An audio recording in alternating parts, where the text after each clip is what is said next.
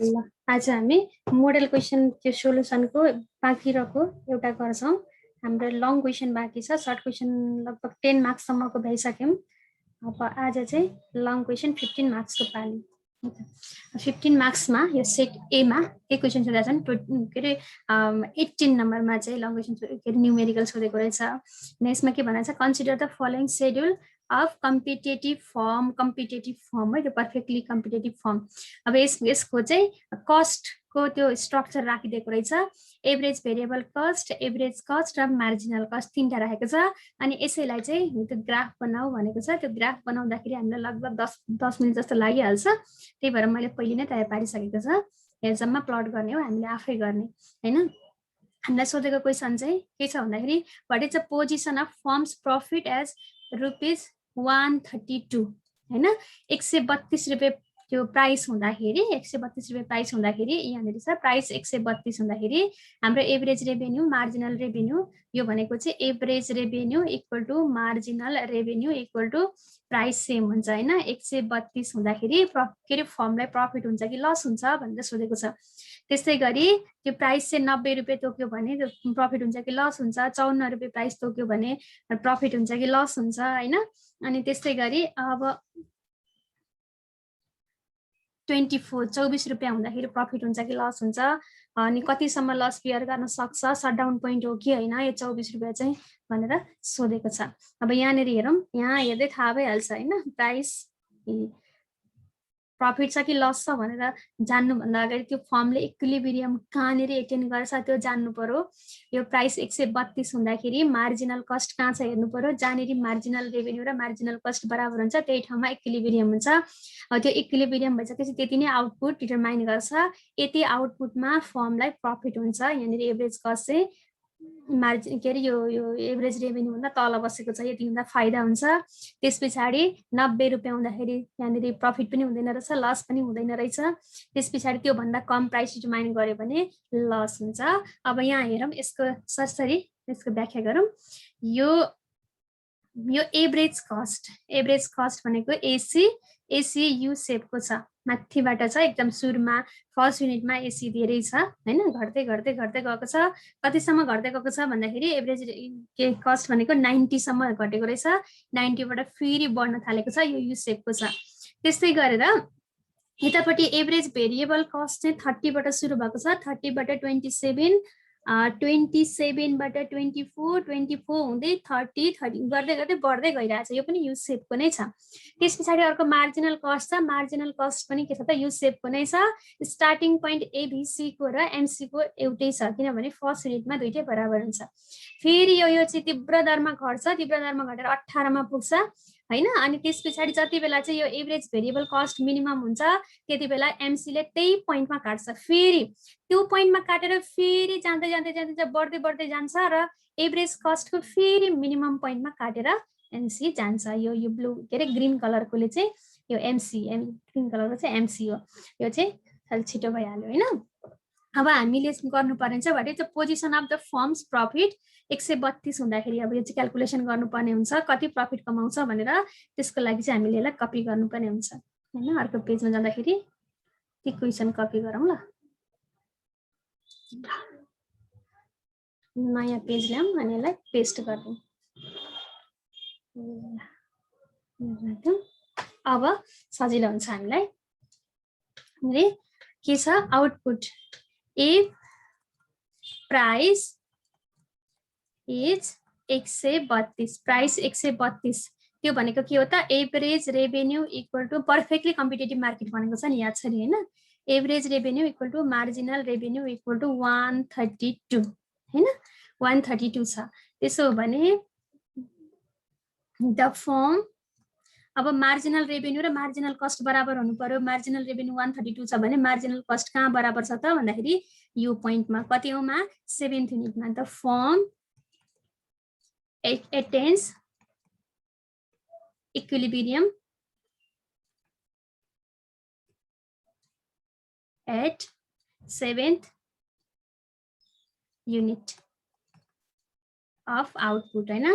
Output चाहिँ 7th unit हुँदाखेरि उसले चाहिँ इक्विलिब्रियम एचिभ गर्छ। हियर एभरेज रेभेन्यू कति छ 132 छ अनि एभरेज कस्ट कति छ 7th युनिटमा एभरेज कस्ट यहाँबाट खोज्ने कति छ 96 छ 96 छ र हामीलाई सोधेको प्रफिट कति कमाउँछ प्रफिट भनेको पाइले जनाइन्छ हैन पाइ भनेको average revenue minus average cost भनेको 132 माइनस 96 कति हुन्छ त 36 हुन्छ 36 रुपैयाँ चाहिँ यसले पर युनिट 1 युनिट बराबर 36 रुपैयाँ चाहिँ यसलाई फाइदा हुँदो रहेछ यदि 132 रुपैयाँ प्राइस डिटरमाइन गर्ने हो भने यो एउटा अर्को छ if price is 90 rupees price चाहिँ 90 रुपैयाँ भनेको मतलब average revenue equal to marginal revenue equal to 90 rupees हैन 90 छ भने अब द फर्म 90 हेरौँ त कहाँनिर चाहिँ मार्जिनल कस्ट र मार्जिनल रेभेन्यू बराबर हुनु पर्यो हैन यो 90 छ कति युनिटमा 6 युनिटमा द फर्म attains equilibrium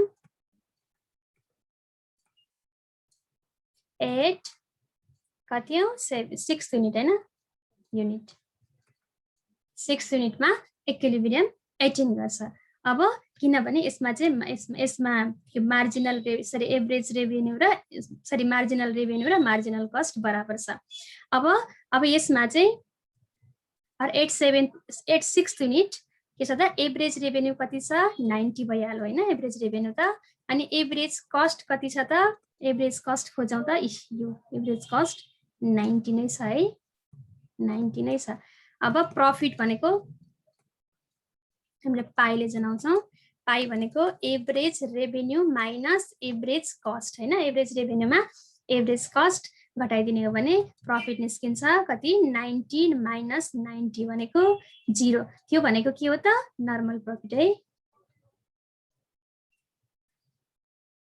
अब फर्मले प्रॉफिट कमाउँदैन भन्न पाइएन थाहा छ नि पढेको हैन अस्ति थ्योरी पढेको जति बेला एभरेज रेभेन्यू र एभरेज कस्ट बराबर हुन्छ त्यति बेला चाहिँ फर्मले नर्मल प्रॉफिट सामान्य नाफा आर्जन गरिरहेको हुन्छ अब अर्को छ इफ प्राइस इज कति छ यो दुईटा सकिम अब प्राइस इज 54 वस्तुको मूल्य चाहिँ 54 रुपैयाँ निर्धारण गर्दियो भने हैन 54 रुपैयाँ निर्धारण गर्यो भने के हुन्छ अब यो भनेको एभरेज रेभेन्यू भनेको पनि 54 मार्जिनल रेभेन्यू भनेको पनि 54 नै हो हैन अब यति बेला चाहिँ द फर्म यो अब 54 कहाँ छ मार्जिनल कस्ट यही रहेछ हैन मार्जिनल कस्ट 54 छ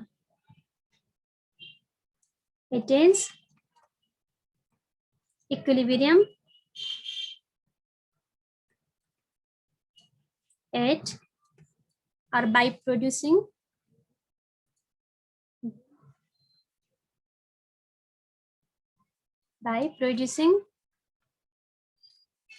sixth unit 6 unit भनौं unit of output हैन अब 6 युनिट वस्तु उत्पादन गरेर चाहिँ इक्विलिब्रियम भयो यो पोइन्टमा अब 6th युनिट के छ एभरेज रेभेन्यू कति छ प्रॉफिट र लस छुट्याउनु भनेको छ नि त त्यही भएर एभरेज रेभेन्यू छुट्याउनु पर्यो एभरेज रेभेन्यू कति छ जति जति प्राइस छ त्यति नै हो एभरेज रेभेन्यू 54 छ अनि एभरेज कस्ट चाहिँ कति छ नि एभरेज कस्ट कति छ भनेर त यही नै हेर्नु पर्यो हैन एभरेज कस्ट 90 नै रहेछ 90 त्यसैले अब प्रॉफिट भनेको चाहिँ average revenue minus average cost average revenue कति छ रे 54 एभरेज कस्ट कति छ रे 90 छ हैन भनेपछि अब घाटै भइहाल्यो हैन 54 6 भयो त 3 भयो हैन 36 रुपैयाँ चाहिँ के भयो त लस भयो पर युनिट लस भयो हैन 1 युनिट बराबर 36 रुपैयाँ चाहिँ लस हुँदो रहेछ यदि फर्मले चाहिँ वस्तुको मूल्य 54 रुपैयाँ निर्धारण गर्छ भने अब यो त तीनटा भइसक्यो अब एउटा लास्टमा सोधेको छ what is the position of the form घाटा भइसकेपछि उसले एडिसनल क्वेशन सोधेको हुन्छ कतिसम्म घाटा बिहोर छ भन्ने क्वेशन होला सायद फर्म एट प्राइस 24 प्राइस चाहिँ ए प्राइस इज 24 रुपीज हैन भनेको average revenue equal to marginal revenue equal to 24 rupees भयो भने द फर्म अब यहाँ 24 कहाँ छ MC marginal revenue equal to marginal cost बराबर हुनु पर्यो नि त हैन यहाँ छ मार्जिनल रेभेन्यू पनि 24 मार्जिनल कस्ट पनि 24 भनेपछि यो लेभल अफ आउटपुटमा चाहिँ फर्म इक्विलिब्रियम हुन्छ the firm attains equilibrium by producing कति युनिट 4th युनिट हैन 4 unit output 4 unit output production गरेर चाहिँ फर्मले इक्विलिब्रियम एचिभ गर्यो अरे अब 8 4th unit 4th unit average revenue कति छ एभरेज रेभेन्यू 24 छ हैन अनि एभरेज कस्ट कति छ एभरेज कस्ट हेर्नै पर्छ हो एभरेज कस्ट 4th युनिटमा एभरेज कस्ट 99 छ है 99 हैन एभरेज कस्ट इक्वल टु 99 हैन अब त्यसो हो भने प्रॉफिट भनेको profit pi equal to average revenue minus average cost average revenue कति छ 24 माइनस एभरेज कस्ट कति छ 99 भनेपछि कति घाटा भयो त कम्पनीलाई भन्दाखेरि 99 5 भयो 75 रुपैयाँ चाहिँ यो माइनसमा आउँछ हैन 75 पर युनिट लस है फर्स्टमा अब हेरौँ फर्स्टमा के अरे 7th युनिटमा इक्विलिब्रियम भयो अनि त्यसपछि कस्ट घटेपछि 6th युनिटमा आएर इक्विलिब्रियम भयो कति युनिटमा 6th युनिटमा अनि यो 54 हुँदाखेरि 5th युनिटमा 54 हुँदाखेरि यो 54 हुँदाखेरि यो 5th युनिट हो है मैले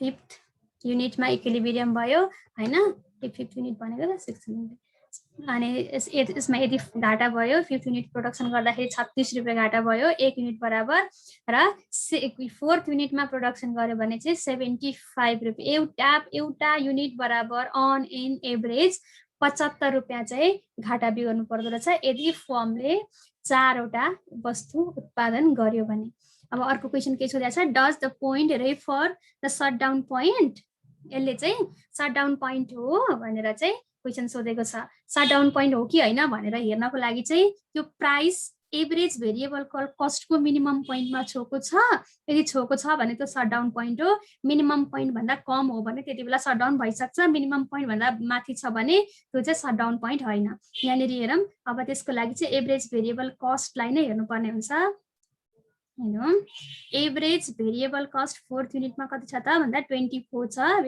यो 24 छ पर युनिट प्राइस पनि कति छ 24 छ हैन अब हामीले थाहा पाइसक्यौं यो शटडाउन पोइन्ट नै हो 8 4th unit of output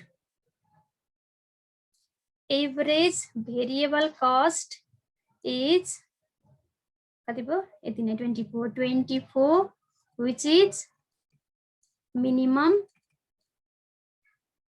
value of average variable cost which is equal to per unit price in this region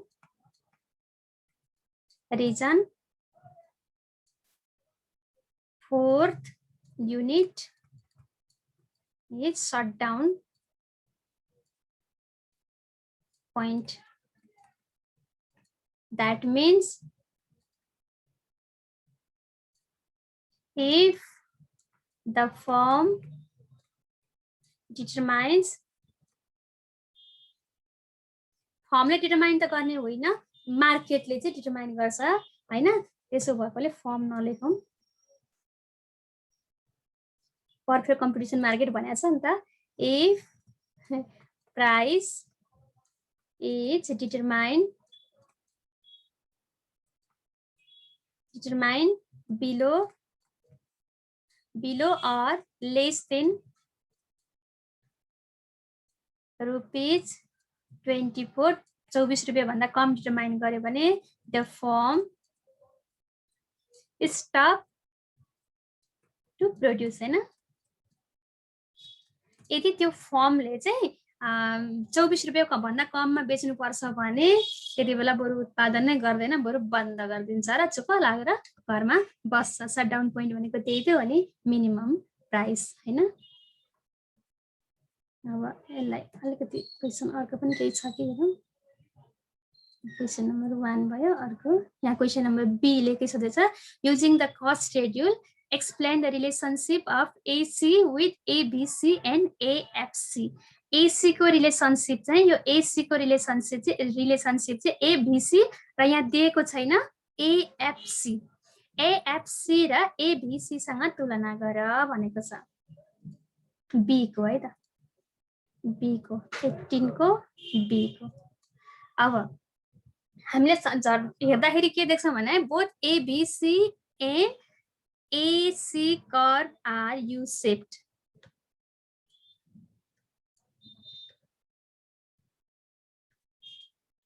है AC and ABC both are U-shaped। भनेको सुरुमा दुईटै घट्दै जान्छन् र पछि चाहिँ दुईटै बढ्दै जान्छ। यो के कारणले भन्दा the law of variable proportion. प्रोडक्सनमा चाहिँ उत्पादनमा चाहिँ the law of variable proportion भन्ने नियम लागू हुन्छ। भनेको सुरुमा चाहिँ तीव्र गतिले चाहिँ त्यसको प्रतिफल बढ्दै जान्छ र पछि चाहिँ एकदम स्थिर रहन्छ र लास्टमा चाहिँ हुन्छ नि कम गतिले अझ यसले चाहिँ नेगेटिभ हुन्छ भनौं न। जति जति हामीले भेरिएबल त्यो फ्याक्टर बढाउँदै जान्छौं त्यति त्यति नै त्यसको प्रोडक्टिभिटी घट्दै जान्छ अथवा टोटल प्रोडक्सन नै घट्दै जान्छ। त्यसैले यो चाहिँ अनि कस्ट चाहिँ एकदमै धेरै बढ्दै जान्छ। त्यही भएर यो चाहिँ के हुन्छ त, यु शेपको हुन्छ, दुईटै यु शेपको हुन्छ है। अर्को छ यो AC चाहिँ के मिलेर बनेको हुन्छ भन्दा ABC र AFC हामीले तीनटाको कम्पेयर गर्नु भनेको छ है त। AFC प्लस ABC दुईटा जोड्यो भने AC बन्छ। त्यही प्रसंग कोट्याउन खोजेको है त।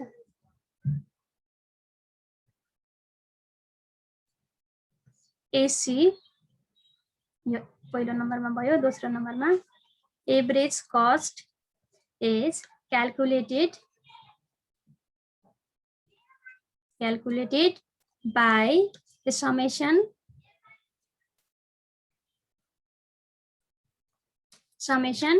of average variable cost and average fixed cost। दुईटा जोड्यो भने के निस्किन्छ त, एभरेज भेरिएबल कस्ट।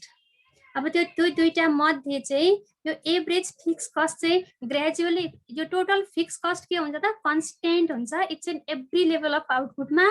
अब त्यसलाई चाहिँ प्रत्येकलाई चाहिँ युनिट अफ आउटपुटले त्यो डिभाइड गर्दै जाँदाखेरि के हुन्छ त, यसको अमाउन्ट चाहिँ घट्दै घट्दै घट्दै जान्छ हैन। त्यही भएर जति जति हाम्रो आउटपुट लेभल बढ्दै जान्छ त्यति त्यति नै एभरेज फिक्स कस्ट चाहिँ घट्दै जान्छ हैन। त्यसैले सुरुमा चाहिँ यो दुईटा बीचको यो AC र ABC बीचको ग्याप एकदमै धेरै हुन्छ किनभने सुरुमा चाहिँ टोटल फिक्स कस्ट एकदमै धेरै हुन्छ, मतलब धेरै हुन्छ कम्प्यारेटिभली। र जति जति आउटपुट बढ्दै बढ्दै जान्छ त्यसमा चाहिँ एभरेज फिक्स कस्टको भ्यालु चाहिँ घट्दै घट्दै जान्छ। त्यसैले दुईटा ABC र AC बीचको ग्याप चाहिँ क्रमशः घट्दै जान्छ। त्यसैलाई लेखिदिउँ, since average fixed cost gradually decreases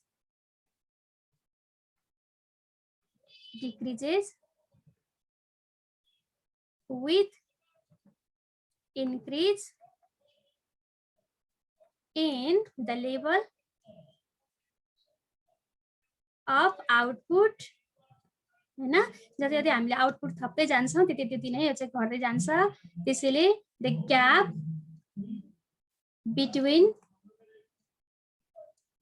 AC and ABC decreases with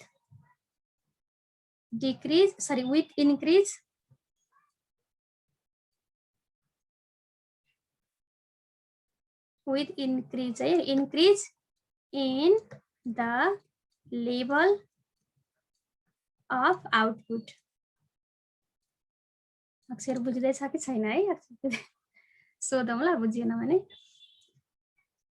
यो AFC चाहिँ घट्दै जान्छ जति जति आउटपुट बढाउँदै गयो त्यति त्यति नै AFC घट्दै जान्छ त्यसैले यो दुईटा बीचको ग्याप चाहिँ ABC र AC बीचको ग्याप चाहिँ AC र ABC बीचको ग्याप चाहिँ क्रमशः घट्दै जान्छ अब घट्न त घट्छ तर 0 चाहिँ हुँदैन अर्कोमा चाहिँ त्यही लेखिदिउँ ल नम्बर 4 मा since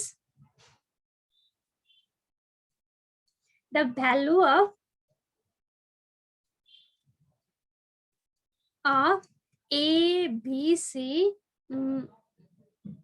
never become 0 त भनौँ होला नि हैन become 0 किनभने पोजिटिभ अंकलाई पोजिटिभ अंक भनेको टोटल फिक्स कस्ट पोजिटिभ नै हुन्छ अनि युनिट अफ आउटपुट पनि पोजिटिभ नै हुन्छ पोजिटिभ अंकलाई पोजिटिभ अंकले डिवाइड गर्यो भने कहिल्यै पनि 0 पनि हुँदैन र नेगेटिभ पनि हुँदैन हैन त्यसैले अब के भयो त ABC and AC never touches or intersect to each other हैन अब यो दुईटा तिनीहरुको ग्याप घट्दै चाहिँ जान्छ तर त्यो ग्याप चाहिँ 0 कहिल्यै पनि हुँदैन किन हुँदैन भने किनभने एभरेज फिक्स कस्ट कहिले पनि 0 हुँदैन त्यही एभरेज फिक्स कस्टको भ्यालुले त्यो दुईटाको डिफरेन्सको काम गरिरहेको हुन्छ र अर्को छ लास्टमा चाहिँ यो दुईटाको समेसनबाट बन्छ एभरेज भेरिएबल कस्ट र एभरेज फिक्स कस्टको समेसनबाट एभरेज कस्ट डिराइभ हुन्छ त्यसैले त्यो एभरेज कस्टको मिनिमम पोइन्ट चाहिँ एभरेज भेरिएबल कस्टको मिनिमम पोइन्ट भन्दा थोरै राइटपट्टि र माथिपट्टि हुन्छ हैन the minimum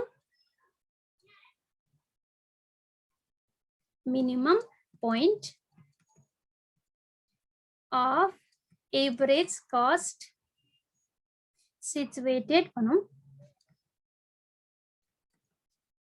situated at slightly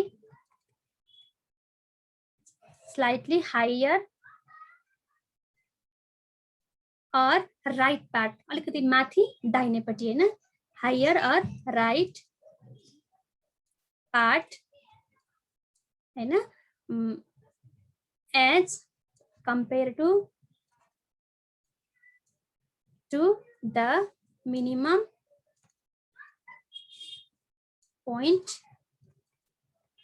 of average variable cost उसको चाहिँ एभरेज भेरिएबल कस्टको मिनिमम पोइन्ट भन्दा एभरेज कस्टको मिनिमम पोइन्ट चाहिँ थोरै राइटपट्टि अनि माथिपट्टि हुन्छ किनभने त्यहाँनेरि फिक्स कस्टले पनि रोल खेलिरहेको हुन्छ ल आजलाई यति नै गरौँ त